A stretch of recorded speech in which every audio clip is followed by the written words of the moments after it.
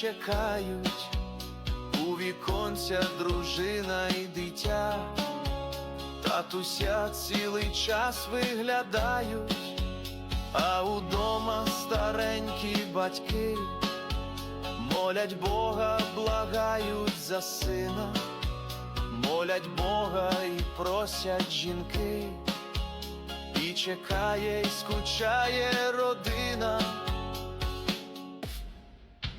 Кров козача кипить у серцях, автомати зжимають в руках, і у бій за країну свою, за батьків, за дітей, за сім'ю, і у бій за щасливе життя, вільні люди, хоробрі серця, брат за брата стоять до кінця. З нами правда, тут наша земля.